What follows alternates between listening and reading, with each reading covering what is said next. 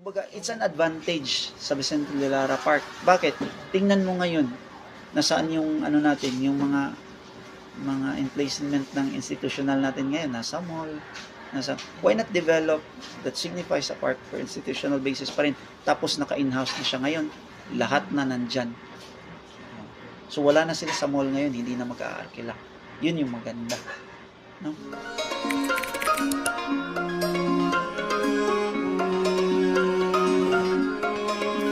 The River of Gold, and that is the literal meaning of Cagayan de Oro.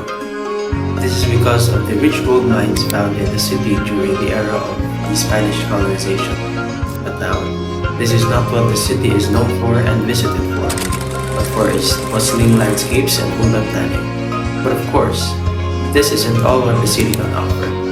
Urban planners let us show you a downtown park that will make you feel it all, the place of the people and the heart of this lively city of Cagayan de Oro.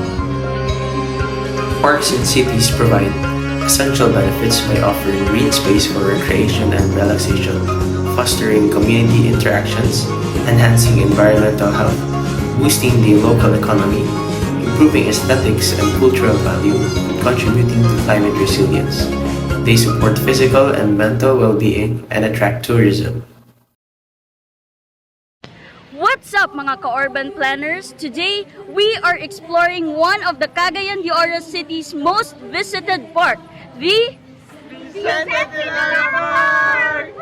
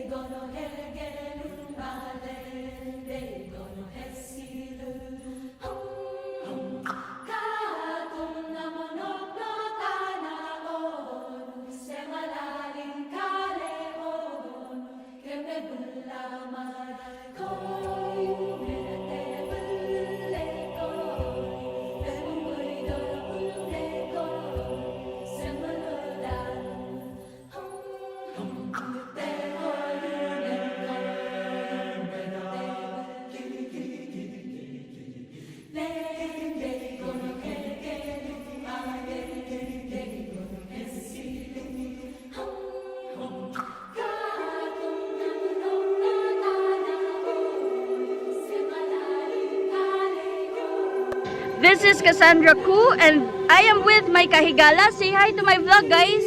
Hi, I am Noel. Hi, I'm Andrea. Hello, I'm Berson. Vicente de Lara Park is located in Cagayan de Oro City. It is a notable historical and recreational area in front of Misamis Oriental Provincial Capital.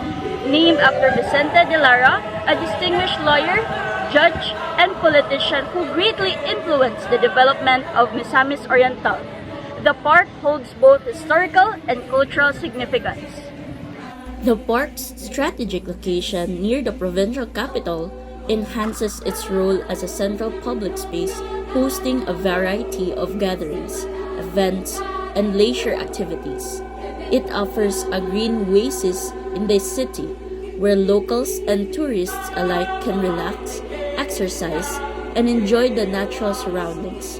Over time, Vicente de Lara Park has become a symbol of community pride and a hub for social and cultural events in Cagayan de Oro City. Its well-maintained facilities, lush greenery, and scenic views attract many visitors, making it a beloved destination for residents and tourists. As a landmark of historical importance and a lively public space, Vicente de Lara Park continues to contribute significantly to the cultural heritage and recreational life of Cagayan de Oro City. Vicente de Lara Park offers various roles in the city that aid the needs of the community. This can be analyzed through the lens of health, community and social interactions, environmental benefits, economic impact, cultural value, and climate resilience. Vicente de Lara Park provides a comprehensive understanding of its significance.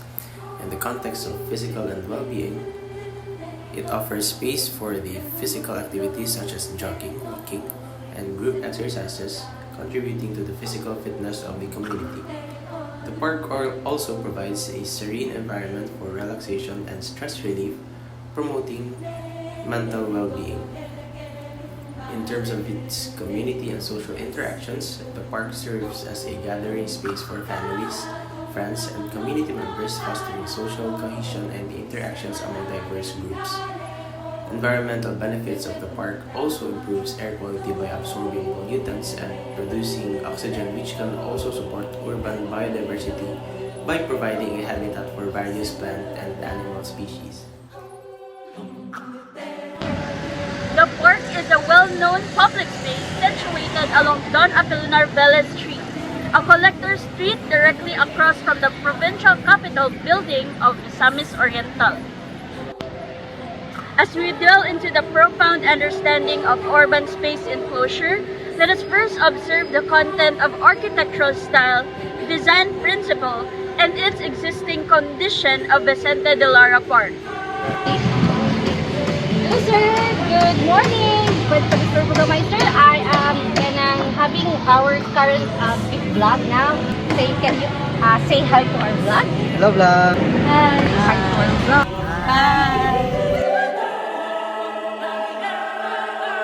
So it's the context about the urban planning. So can I ask you one question, sir? Sure. Okay. Sir, this is about, we are currently here right now in the Vicente de Lara Park. So what is your recommendation for this park to improve for the people? So, ako, sigong tambay dire. So, dugay ragyod. And, tsara naging ang park, like, na ay mga tanom, mga dagan trees, and structure bago. And, karon nga, na ay bagong opportunity, which is, nga, nakita na ako, na sila i-build nga province capital content, na makita na mo dire. And, I'm so happy because, dakan, bitaw, new things na po para ma-enjoy ang tao man. Isa na dire, and it's a big opportunity sa kaninga park yun. So, I'm so very happy. Wow, thank you so much sir for your answer, sir. So, can you say hi to our vlog? Hello, vlog!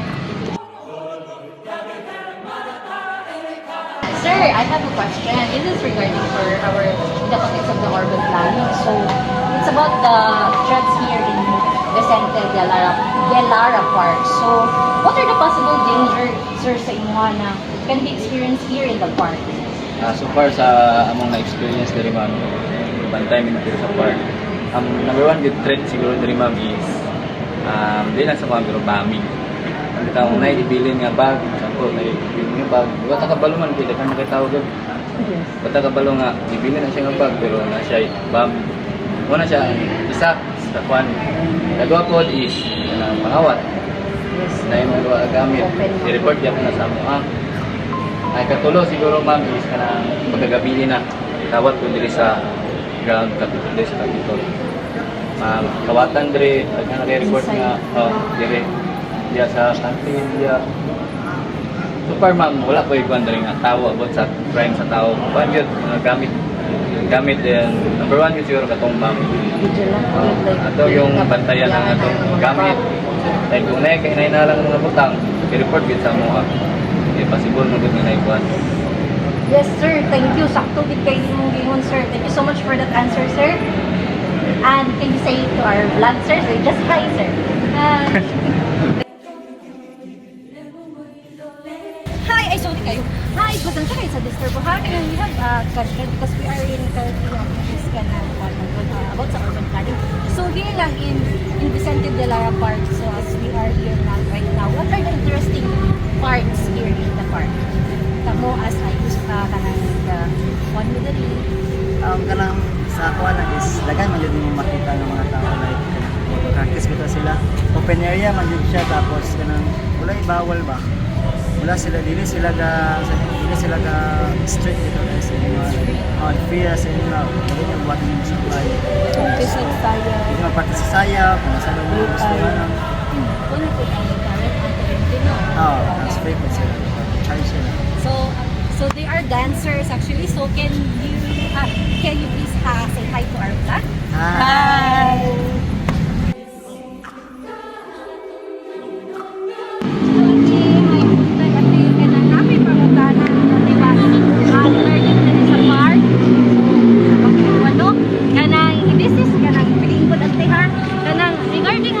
Sa park what is your kanang unsa yung makita na problema dito sa park somehow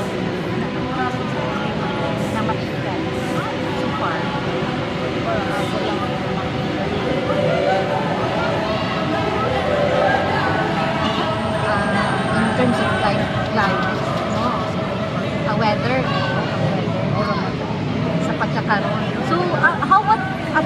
ka ng pampalibot kay kani dito tambay ka karon so unsa imong gakamay diyan sa surrounding ang mga tao wala may mga peaceful so peaceful gid gyapon or kasura po pati naka-segregate po yun kay kamo sa vendor kamo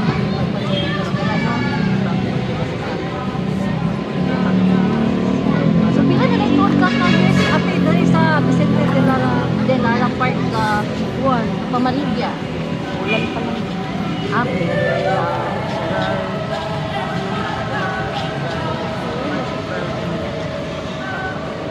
so ba't isa dahil kabulang taon-taon na gid po naaling labay ba kukod lagi na creation na so imuhang paminaw Christmas one pagbibigat salamat kayo tayo sa tayong ha pwede mag-hi lang ka sa vlog hi to our vlog. So, the ideal, no? Ano yung kahalaga ng park ngayon dun sa mismong kaakibat na ano? So, it is a good challenge naman as an urban planner, as an architect.